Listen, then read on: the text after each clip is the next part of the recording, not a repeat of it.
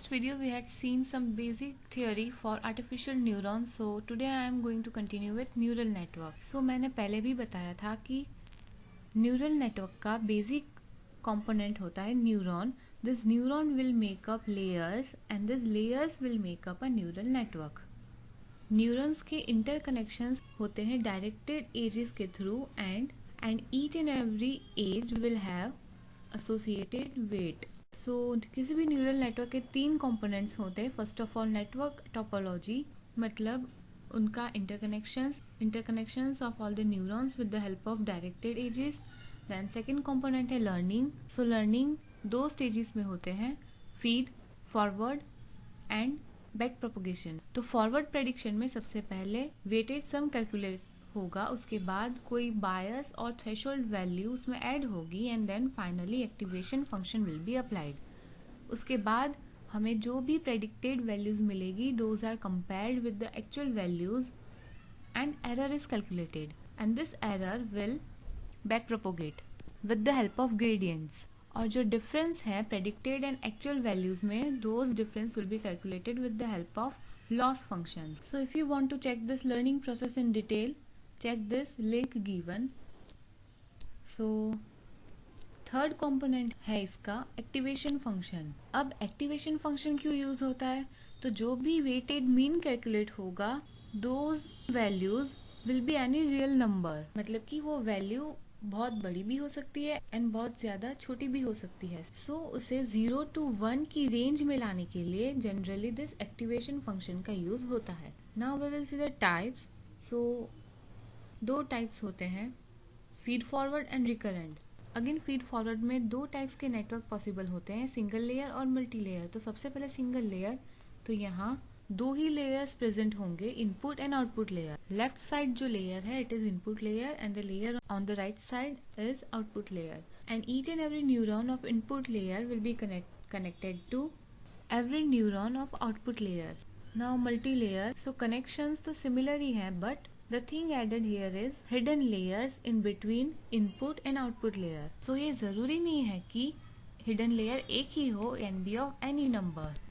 Now recurrent neural network. So recurrent neural network हमेशा sequential data के लिए use होता है जहाँ current output depends on previous output also.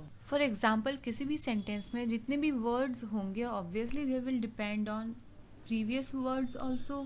Previous words जब तक consider नहीं करेंगे we cannot understand the meaning. Then another example is of speech recognition. Although ये network sequential data पर work करता है but अगर sequence बहुत ज़्यादा लंबी हो then it will fail. Why? Because एक बार हमें फॉरवर्ड ट्रेनिंग से प्रेडिक्शंस मिल गए, उन सभी प्रेडिक्शंस को एक्चुअल वैल्यूज के साथ कंपेयर भी कर लिया with the help of loss function. And now consider this error value is too small.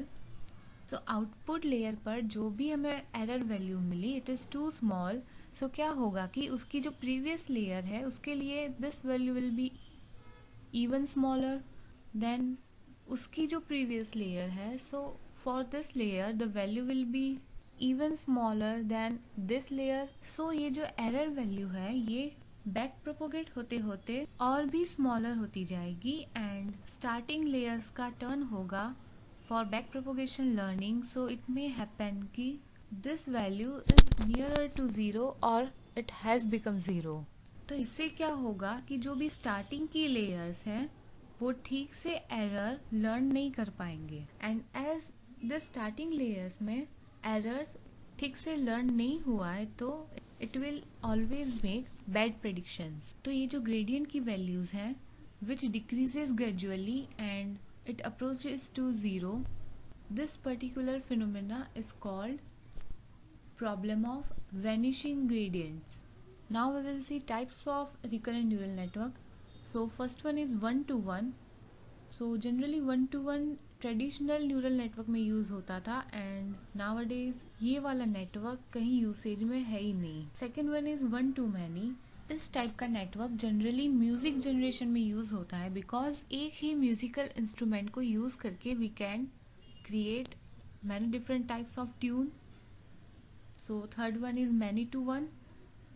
सो ये मैनी टू वन वाला नेटवर्क जनरली सेंटिमेंट एनालिसिस के लिए यूज होता है, बिकॉज कितने भी अलग अलग सेंटेंसेस हो but the output we need is either positive और नेगेटिव। इस टाइप के न्यूरल नेटवर्क में एक ही आउटपुट नोड होगा with the help of which we can get positive and negative output. And the last one is many to many. So ये network generally named entity recognition के लिए use होता है। Named entity recognition क्या होता है? So consider two sentence, an apple a day keeps doctor away, and the second sentence is I like to use apple devices.